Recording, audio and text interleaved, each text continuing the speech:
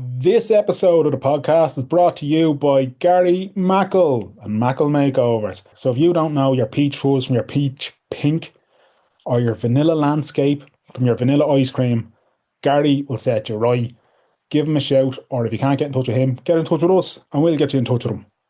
Mackle Makeovers with WTS Pod.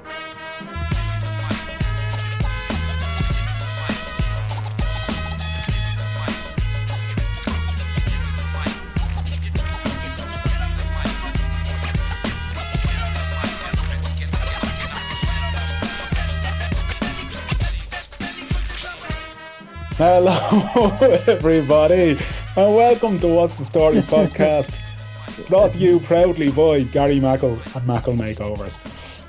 People still think we're taking the piss about that, Merrill. Well, no, he is a serious interior designer, Yeah, and he's inundated with work, and yeah, they might not take it serious because of us, but he's definitely serious. I don't want people to think that our marketing copy for Gary's business is in any way to. It's not. It's just their way of getting your attention to be like, Gary's out there doing this. And Yeah, as we said last week, with the start of this sponsorship deal that we have from he, how he has been presented on this podcast over the years as a special contributor might lead people to think this is just the latest in the many personalities. exactly. And But, but it's he was it's a, he was a painter decorator before he went to office work. yeah, So, like he's back doing that now, and he's thriving. I'm delighted for him. He's So semi-retired nearly now. yeah, yeah. Look, more power to him. More power to him. But anyway, there you go. So as we said, if you can't get in touch with Gary directly, get in touch with us, and we'll try to get in touch with him. Right. What are we? 346 this week, Graham. Wow. Yeah. No guest. We forgot No, about a just guest. us. Yeah, we're busy men with busy lives. But we didn't forget, we were trying to reschedule another guest, and that'll happen in due course. But yeah, we just said we'll Yeah. hop on ourselves and shoot the shit. What did you want to shoot the shit about, Danny Murray? There was a lot going on, man. There's a lot going on. Where to start? The Brits are at it again, aren't they? Are they ever not at it, Graham? That's the truth. It's true. Yeah. Yeah. Reform. Like, are they reform aren't going to help working class people. No, of course they're not. Reform will just help billionaires get more super rich. The grift is real everywhere you look, isn't it? I'm always fascinated by how people are. I'm going to say manipulated, right? How people are kind of manipulated into thinking that these people who do not have like just the average Joe's best interest at hearts, but they're convinced they do. Look, bang on about America and Donald Trump all we want, but even before these elections happened in the UK, the story coming out about Nigel Farage taking up to 5 million or whatever it was, Well, he initially said it was for security, and now he's saying it's for a gift because of his work in Brexit for 27 years. and And it's like and Brexit has been a total disaster for them. that's the other thing I don't get. Why are they leaning more towards this isolationism when it's every dog on the street can tell that the UK needs the EU more than the EU needs the UK. Don't get me wrong, the EU would benefit from the UK. I'm not saying they wouldn't, but it is abundantly clear that in the 10 years since the Brexit vote, it has been nothing but an unmitigated shit show. Congratulations, you got your blue passports. Amazing, lads. Yeah, Amazing. You know, what else did you get out of it? There was the whole sausages debacle up north. There's your longer queues in airports that you didn't moan about. Like, it's just nothing is in your favour. You don't have stronger borders. You don't have any of the things that Brexit promised you would have. Your NHS has got worse. Stop me when I tell a lie. but do you know what's funny as well? When you do vox pops on the streets, I think it was last year, the was it the National Bank in Britain was changing the notes, and Oh, yeah. through research they decided to put animals on the notes. But apparently they changed them every 7 or 8 years, so it's not Hmm. always the same things. And they were doing vox pops, but it was this might have been the social media page that was doing the vox pops, meeting people on the street. But I think they knew what they were doing to try and wind people up, but doing it in a comedy way, Yeah, yeah. not in a oh this is so woke. nonsense. But basically, they're like, what do you think now? They're changing the notes to animals. So Churchill's no longer going to be on the notes anymore. And then they just go into all this, bring it back, Britannia, rule Britannia. The Rule Britannia. the Yeah, go world has on. changed. The world has changed. What do animals mean? And that there was a really good reason for it to change. Do you know what I mean? Mm. But they all thought it was all this woke nonsense. Yeah, They're just mad. yeah. They're just absolutely bonkers.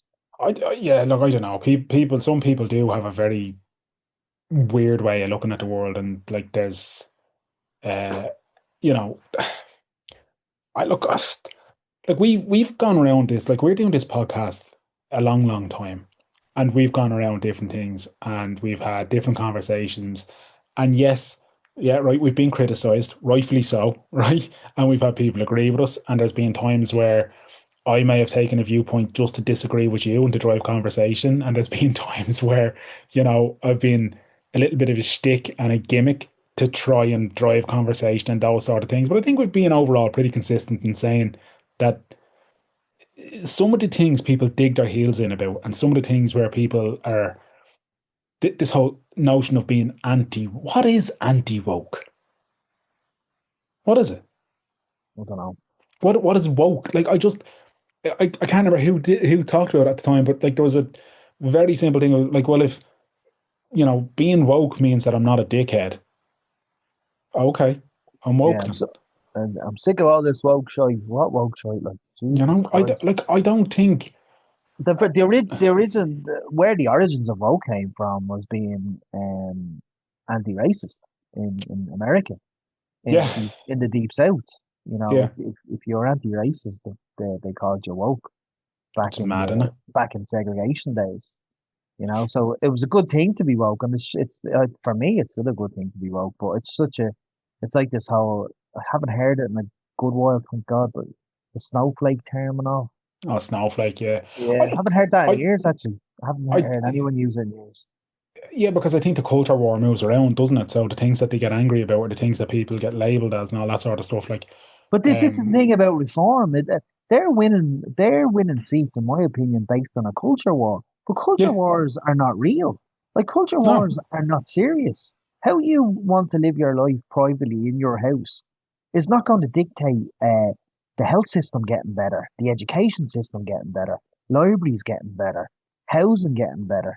That like whether you want to cross dress or um be a same sex in a same sex marriage or relationship, who gives a fuck? yeah, That's not going to deter. That's not the reason. But the thing is, though, there's sitting governments that love people pointing the finger, because once you point the finger, that's distraction politics. So you're not asking the real questions about our housing situation, our D- education, our health care. Do you know what I mean? It's all yeah. I fucking think nonsense. I think the irony of people being angry about people who are in same-sex relationships or people who are homosexual, like when the marriage equality referendum happened in Ireland, I remember kind of one of the points I kept trying to make to people, and especially like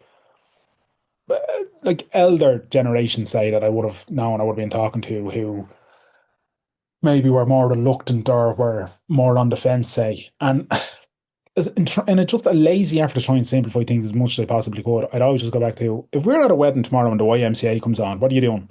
And they're like, I'm Why dancing. say And it? I'm like, exactly, because we all dance the same to the fucking YMCA, don't we? And that's a gay anthem. What's the problem? Like, and these people who are, again, in that kind of bracket of like, that a homosexual, there's something wrong with being a homosexual. What are they doing at MAGA rallies? They're dancing to the YMCA with fucking Donald Trump. The irony of that, when I first saw that, And I thought it was fake. I'm like, and Donald Trump's got some dance moves, man. Yeah, yeah. That little elbow move he does, But Trump in the 90s, in terms of social justices, like, or injustices, he was very, let's say, woke. He was No, very he like, wasn't. no, but he was it, like, as in LGBT, he was. He didn't care about, Oh, fair enough. I mean, he's always been a racist pig, like, do oh you know no, what I he's a mean? racist boiled pig. Yeah, Yeah, that's fair enough. Sorry, I just mean, and I've seen, shouldn't laugh at that, but. I've seen clips of him, commenting in support of the LGBT community.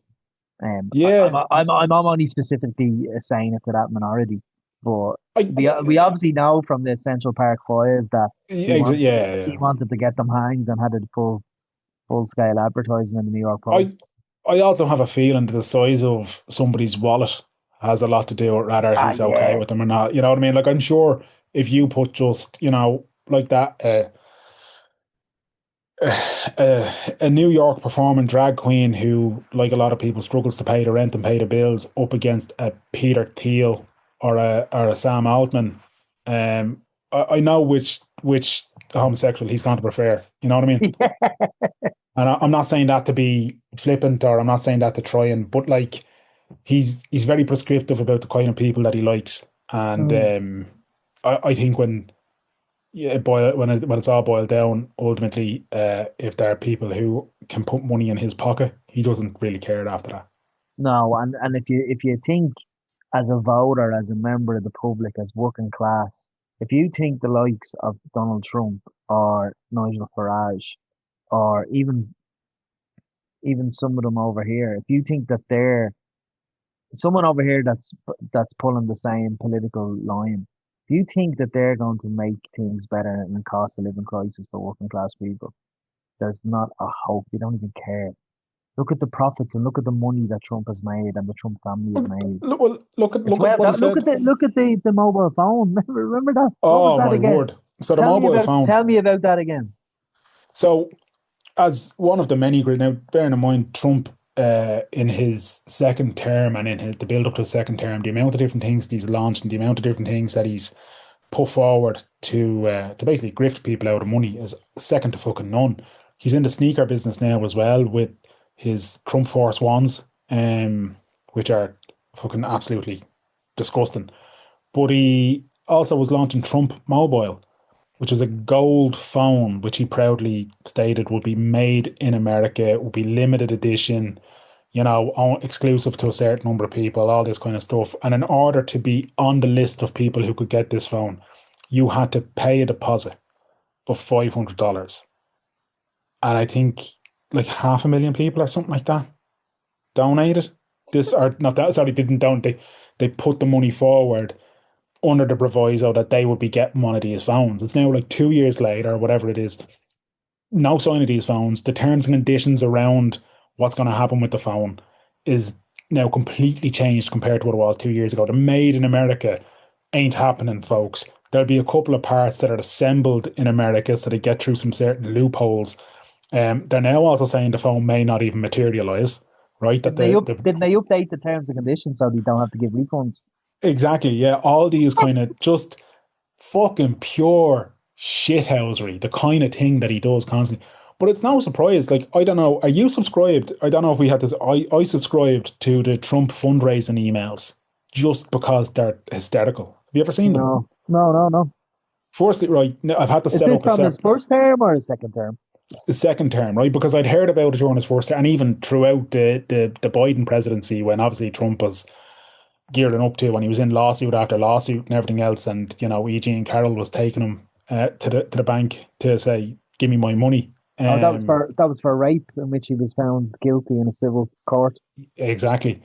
Um, so his fundraising emails are there's something to be studied, right? They're Like, just the grifting, are they?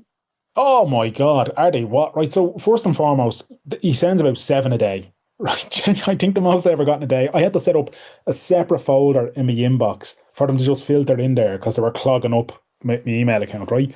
Um, the one of the ones actually this week, which I just thought was hilarious, right? So it's always about you being the biggest patriot and how, like, so they're written as if Donald Trump is sending. Now, first of all, if you're arguably the most powerful man in the world and you're sending this many emails out, what the fuck are you doing with your time? But also, the fact that people genuinely believe they're getting this email from Donald Trump speaks to the level of intelligence or lack thereof in the world, right? So, like the one this week that stood out to me was uh, that he at midnight tonight he was getting a list of top patriots, and I really hope I see your name on the list, right? that he was considering opening a MAGA HQ in your city. But in order for him to do that, he needed to know how much of a patriot you were, Mero. And do you know how you tell him if you're a patriot? by giving him money. Yeah, you click on the donation button, right? And you where you can donate.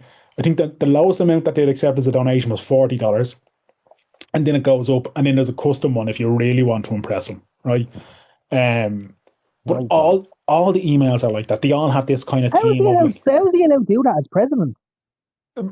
like ultimately it's a fundraising team that's doing it and all that kind of stuff. And I'm sure if somebody challenges it, there'd be a technical explanation as to how they're, like it's sent on behalf of, but he approves it or whatever.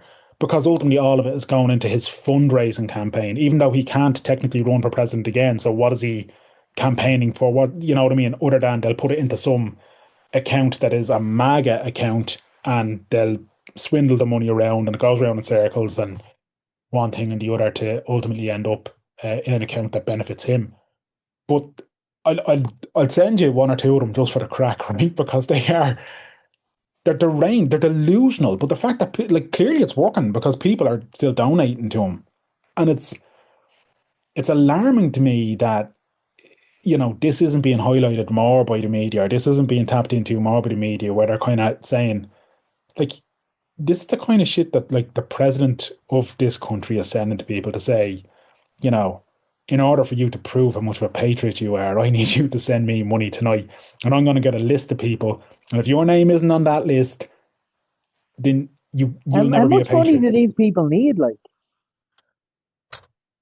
Look, that's he's just robbing off the citizens. Like, yeah, but I mean, look at it like this. As we were recording it this week, he had a state trip to China, and he said the quiet part out loud again, where when pressed about the Iran war or whatever, and the cost of living crisis and the price of oil, he said, "I don't care about the American people. I care that Iran never has a nuclear weapon." Now, the Democrats should be just like that is record, snip, thank you, and use that constantly in the build up to the midterms in November. I don't care about Americans. I don't care. he actually Oh, said that.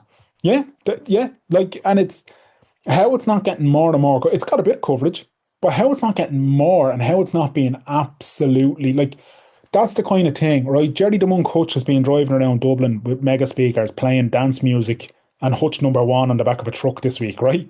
The And he's got Democrats 14%. the Democrats and anyone with any sense should be just playing that out loud on loudspeakers everywhere at the moment. Just Donald Trump constantly. But the problem is the Democrats still don't have that unified front behind a single candidate yet. So it's very like I think that's where they're gonna fucking struggle. They need at this point we're coming up to the midterm. I know they're focusing on the midterms for them, right? But like you really should be seeing one player stepping up to unify the midterms and drive the fuck. If they're talking about actually winning, and I'm wrong, right? The somebody said it during the week. Gerrymandering is just a nice way of saying white maxing because all the border redrawn is basically to favour white voters. Yeah. But all this stuff in the states that's redefining voting blocks, it's a fucking it talk about manipulation at its finest. How can they do that though? Like gerrymandering has always existed, right? It's always been a Yeah. thing. But like there's certain rules of But it's engagement not, around it. it's so deliberate this time around though. Yeah, this is the thing. There's certain rules of engagement. Where usually speaking, it's kind of like the districts and the borders or whatever are reviewed, say, every 8 or 10 years or whatever. There's a certain time frame, and it's kind of like a gentleman's handshake on it. And people go, right, grand, yeah, because like even look at Ireland, say for example, like the boundary commissions and all, they have to keep on top of these things because of commuter belts expand, urban sprawl. So voting patterns are going to change, and to try and make it as democratic as possible. And I mean that in the true sense, not in terms of democratic as in the Democratic Party. Like what's happened this time though is, and this stems back to look at Trump when he talked about the election being rigged, and he rang the Georgia governor, the Georgia senator, and was like, "All you have to do is find me 11 more votes or 111 more votes or whatever the number was. Just Yeah, I find remember that. me Yeah. those votes." And he, like that was a recorded call. And how the fuck that call exists and this man is still in anyway. What they're doing this time is they're just looking at the maps and they're redrawn districts and they're redrawn boundaries so that the voting patterns are more favorable to Republicans. In largely speaking, now Democratic states have tried to do it as well. So California did it, but the difference is California held a vote to say we're going to redraw boundaries to combat what other states are doing. And the second this stops, we'll go back to the old system. We'll go back to the old boundaries. Right now, California can afford to do that because it is overwhelmingly a Democratic state by far, right? But when you've got, various different states who are doing this and they're doing it because the Republicans know they're facing an absolute shellacking in the midterms. And at the moment, they control all three branches of power in America.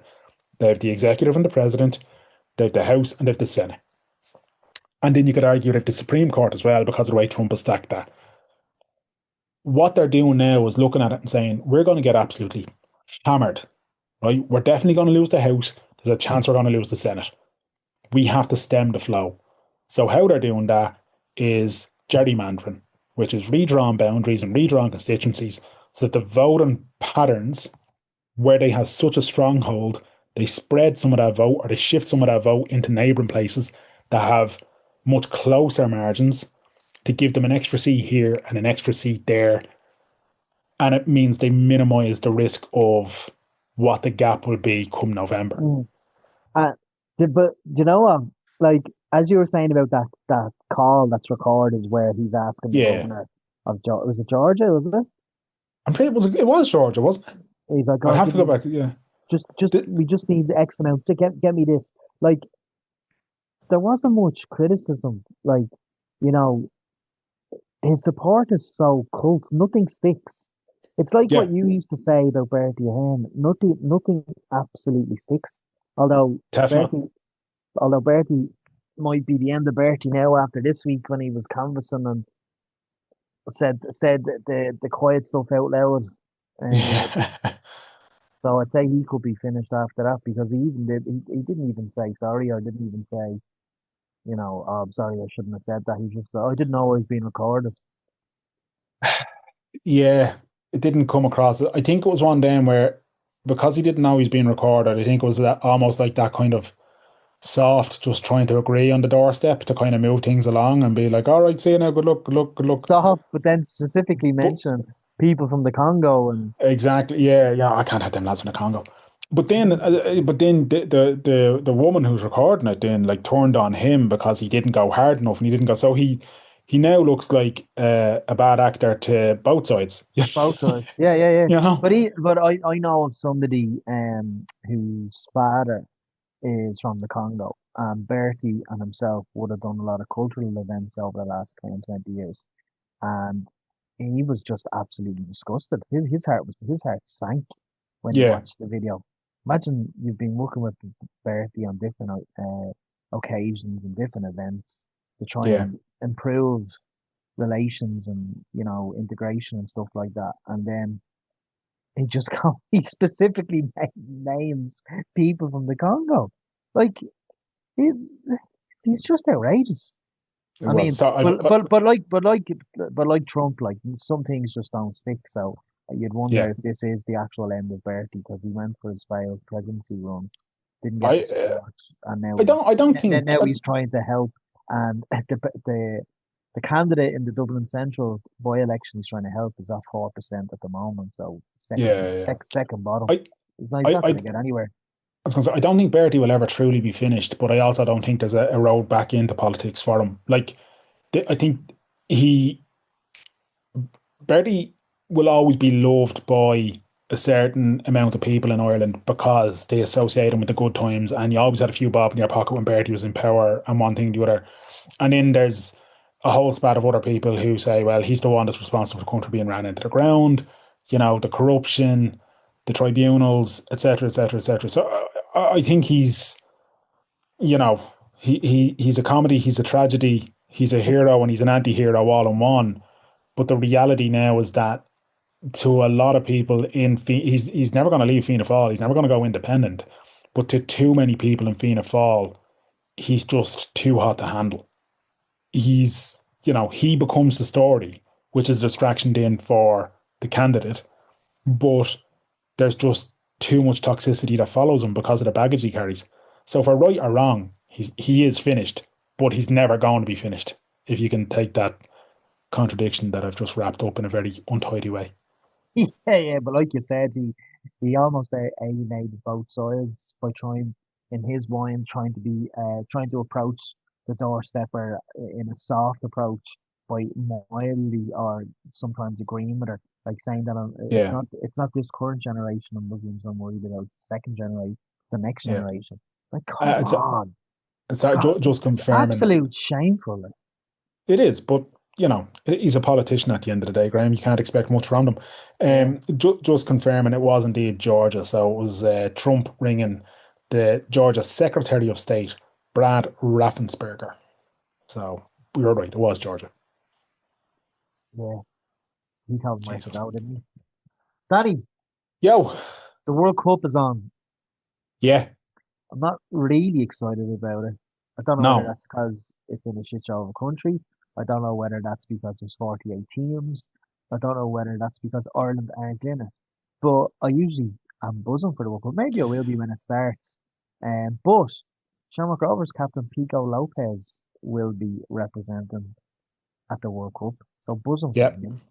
And yeah, and I love looking at the World Cup jerseys. Pico Lopez also made the honorary mentions of the Team of the Year in FIFA. Sorry, EAFC, whatever FIFA is called on the Hey, PlayStation these days. Yeah, well, like I think he was the only League Bertie, of Ireland played. Like, to be honest, I don't play it, so I don't know how it works, or at least I don't play it like anymore, kind of thing. Um, but yeah, I saw a thing online where he was featured as a honorary Team of the Year thing, whatever that means, or Team of the Season, maybe I don't know. yeah, Anyway, it's a kind of it's a lovely story, isn't it? Like great. Roberto Lopez, Cape Verde qualifying. Granted, the 48 teams thing. I don't know how I feel about it. Like, in one sense, I'm like, yeah, great. Like, the world's game is getting bigger and all that. But then also, I'm kind of like, Infantino and co have clearly done this because it allows them to keep the big countries further into the tournament. And, that leans into there's money to be had, there's corruption to be found. Like me and you are just two cynics when it comes to these things. And Infantino, the boss in FIFA, he's not exactly the most likable or decent of fellows, and he's not exactly the type that you would look at and say, "Do you know what? It's brilliant. He's trying to democratize the game. That's why he's expanded it. That's why we now have 48 team."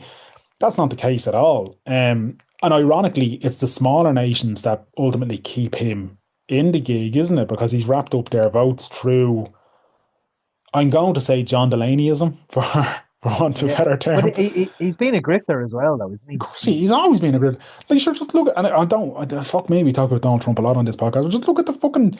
He invented a FIFA Peace Award to give to Trump like a big toddler, as if he's won a gold star in school. I've Yeah, never seen such cringy nonsense. And then did you see this actually a couple of weeks ago? There was a really cringy, horrible fucking moment where he tried to do this thing where he made Israel and Palestine shake hands on yeah. the, Stop the lights. and I was like, what are you doing? You That was bald disgraceful. fuck. Oh my God. Like, it was That was just disgraceful. What talk about about, it as well? yeah. Like, wheelchair users have completely been priced out of the Oh World Cup. my God. When I saw that as well, I think it was you shared the story with me, obviously, but I couldn't believe. I was like, look, I understand everything in the world's getting more expensive, right? In North America, going to any kind of event costs money, right? Yeah, We've gone through that, like, going to UFC or a concert over there or a basketball match over there, whatever the case is. Like, ticket prices are mental, mm, right? Um, but you would always expect there to be concession or something for more vulnerable members of society, given one, it's just harder to get tickets generally. There's just not as many tickets available. But also the structure and the tiering of these things, there has to be equity. yeah. We're not seeing that. But there's a lot of wheelchair users that go to events like football matches that do need. Yeah, I prefer to use the word companion or a friend yeah, yeah, or whatever. But the reality is, A lot do have a carer with them, and that need to give them assistance, whether it's pushing them to the stadium, whether it's helping them in the toilet, whether it's helping feeding them, giving them medication, whatever. So people I've seen for one match, a wheelchair user would be going for $400, and in usual World Cups, European Championships, internationals, uh, companion goes free, carer goes free. But in Yeah. America, they're charging $450 for one match that I seen. It might have been out of the group stages or whatever, but it was definitely $450 for the wheelchair user and $450 for the carer. $900 to go and see a football match. Like, Mad are you madness, isn't it? having a fucking laugh? I mean, I went to Germany and Ireland years ago, and it was €12 for two tickets for Yeah. wheelchair and a friend, bring a friend, companion, care, or whatever.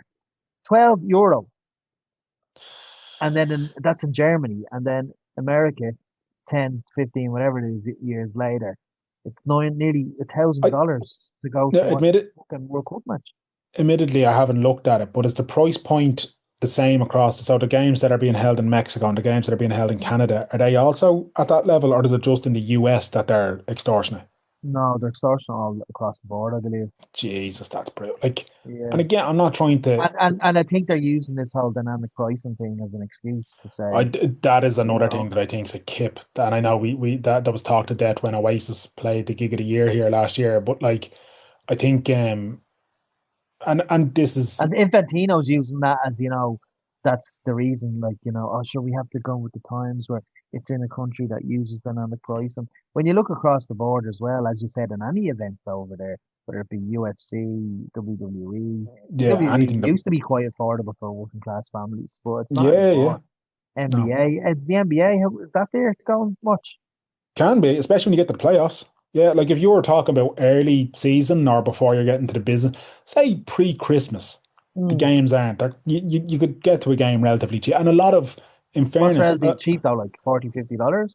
yeah, you could get to. Now, you wouldn't be courtside for that, do you know what I mean? But you could Yeah. get tickets for that kind of price. And especially some of the teams, particularly, they do focus on like, no, we're family entertainment. And when the families come in, and there's some, I think it might be the Dallas Mavericks, I could be wrong. So like somebody can correct me on this. But there are teams that have specific family pricing, not just for the tickets, but for concessions and meals in there.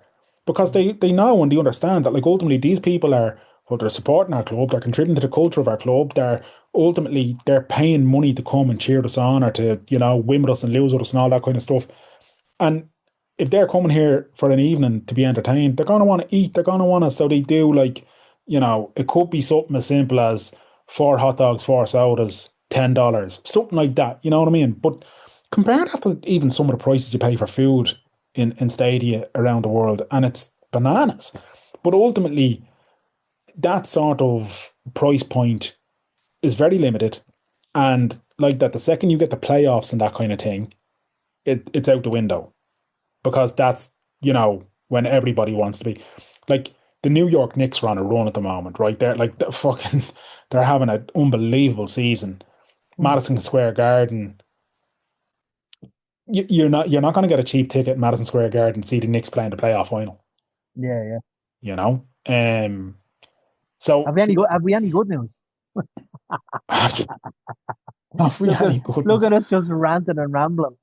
Yeah, this is the danger when you and I do a podcast, just the two. We don't have anybody else to anchor our thoughts, so we go off in our old man angry tangents, and we just try to talk about all the problems in the world, and shake our fist at a cloud or whatever.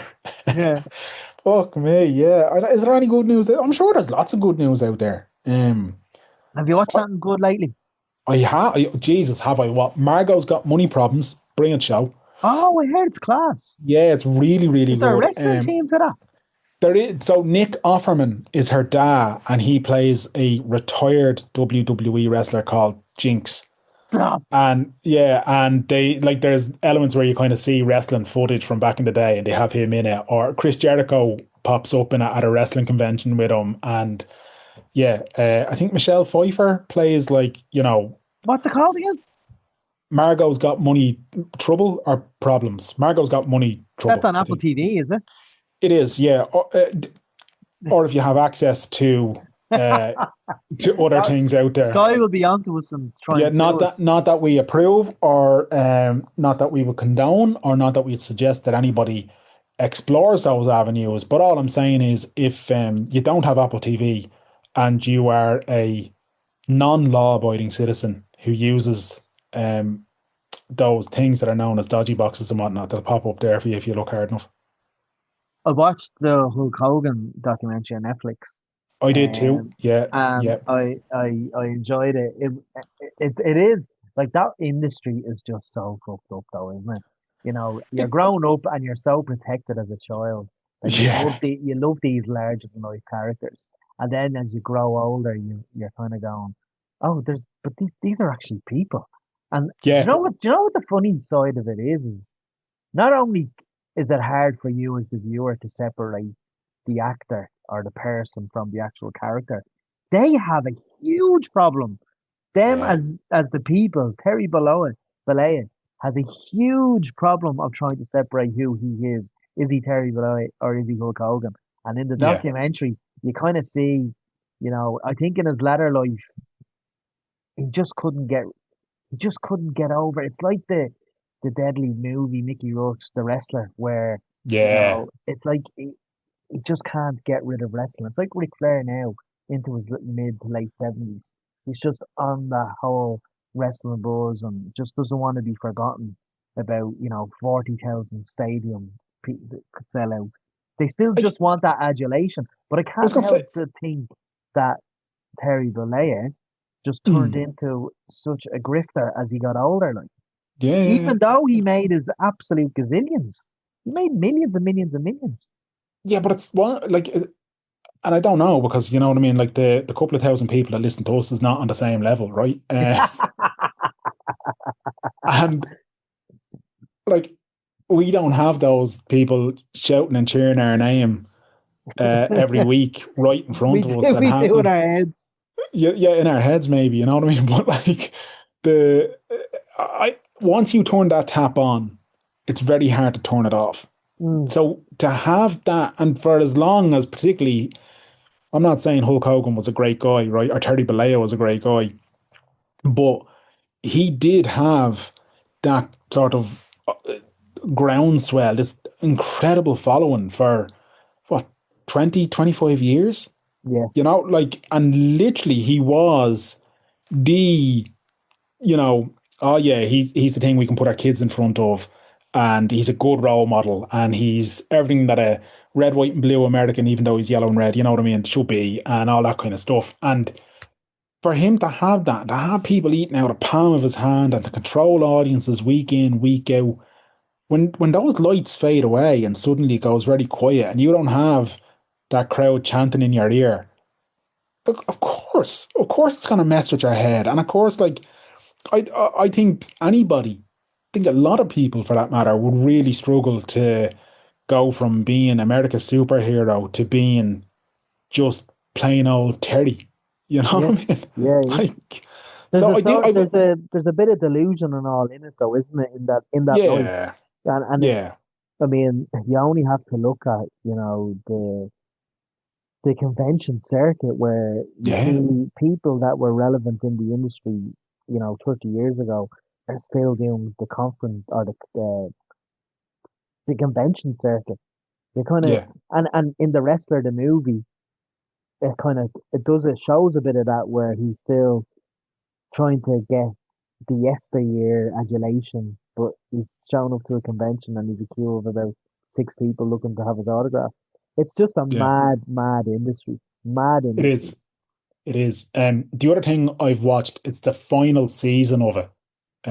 It's an Amazon. Have you watched The Boys on Amazon? No, no, Rob has always told me to watch the first season. It's a very it is in the I'm Is gonna it say it's in the supernatural, is it?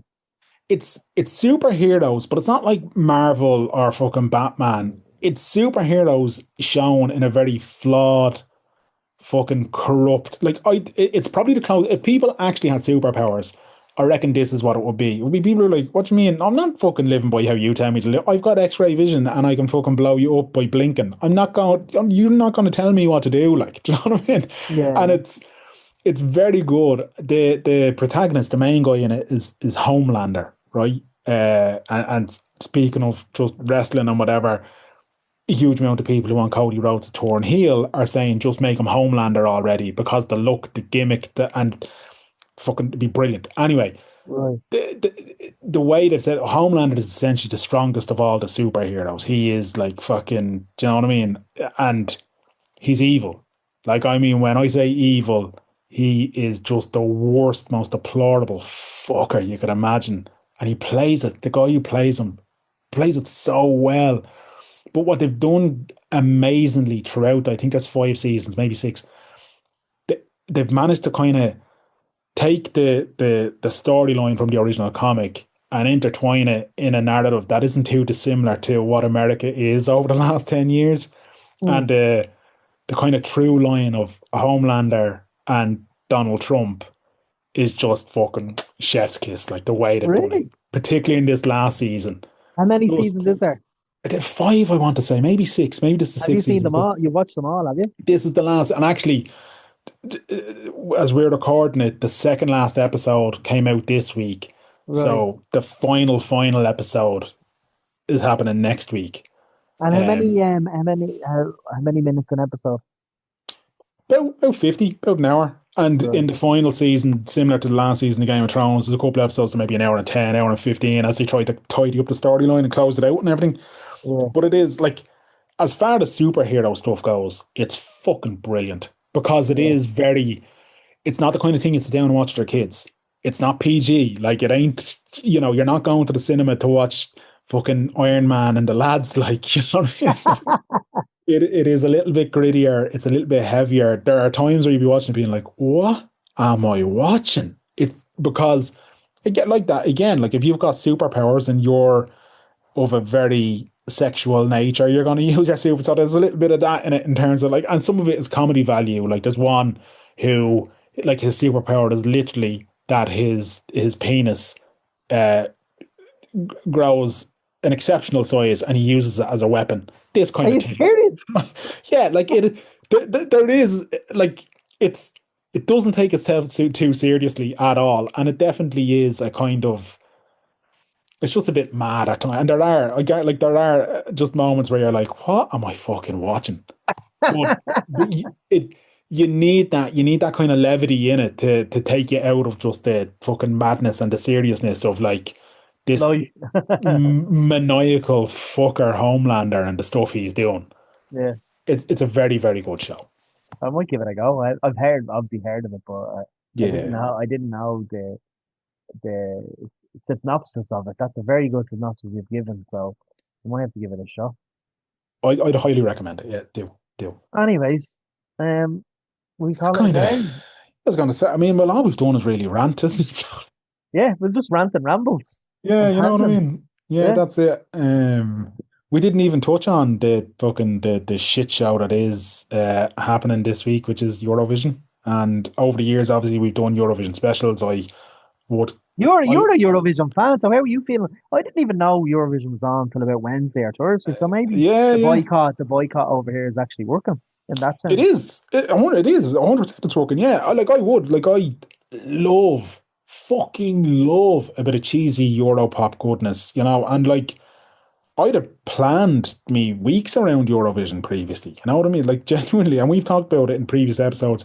We are fortunate enough to have Eurovision winners on the podcast. We are fortunate enough to talk to Brian O'Reilly, who's a Eurovision expert. Genuinely, I fucking adore the song contest up until about 6 years, 5, 6 years ago. And, you know, look, Is that because the of the way block voting and stuff like that, and the voting block for your vote, neighbours?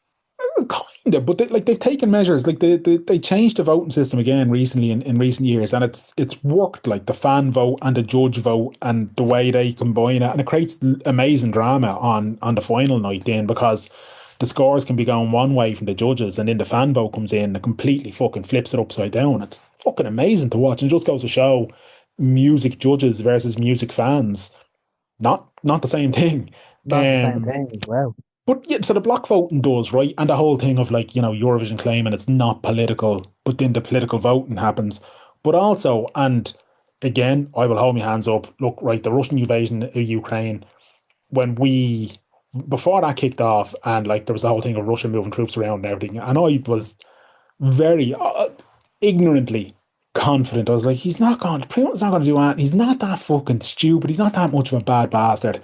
He's fucking gesticulating. He's puffing the chest out to show you and to try and convince you Russia isn't a paper tiger. Our army is actually fucking class. Blah, blah, blah. Turns out I wasn't right, and our army still isn't fucking class. He did invade Ukraine. He is a fucking evil bastard, but he's relied on mercenaries left, right, and centre, and he has fucking support coming in from other deplorable fucking arseholes.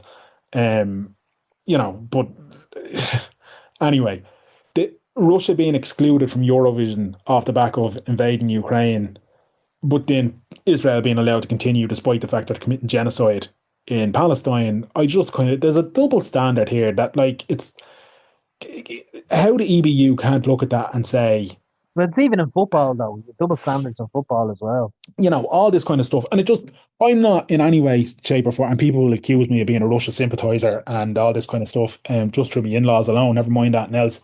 I'm not, I'm not, the Russian people are lovely people. The Russian government and everything that goes along with the Russian authority and the state regime is a kip.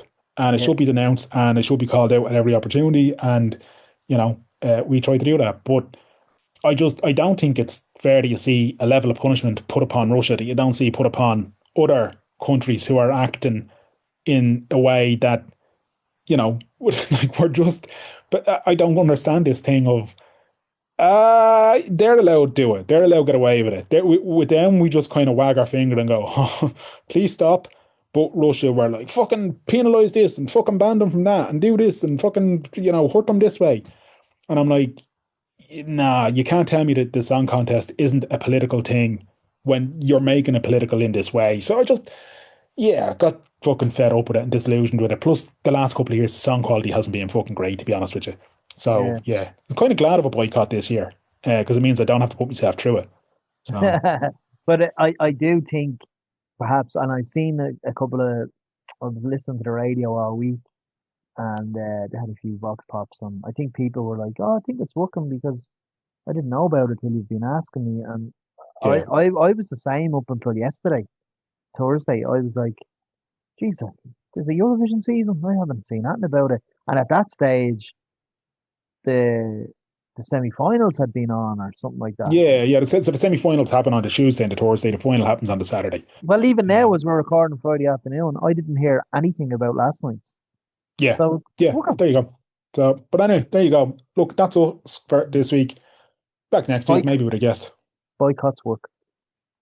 They do. Yeah, they do. Anyway, right, if you want to get previous episodes, WTSpod.com is the place to go, or you can get us on Spotify, you can get us on Stitcher, Podbean, Podcast Republic, Podcast Addict, Apple Podcasts, of course. We're on YouTube as well. Look, anywhere and everywhere you get a podcast, just type in WTS Pod and we're there. I'm at Danjo Murray, but don't bother following me. I don't really accept strangers anymore. He's at American Mania. We're at WTS Pod on Instagram. And thanks to the listeners, by the way, who last week when we got to this stage in the show, and then I made a bollocks of the edit because I've got sausage fingers, and the show ended, but it didn't end, and you got some behind the scenes waffle of me going. Anyway, thanks to the people who alerted us to that so we could fix it. This week, I promise that won't happen. It's going to be a clean exit. So, Mero, until then, Clear eyes. full hearts. Can't leave. Come on, Rovers.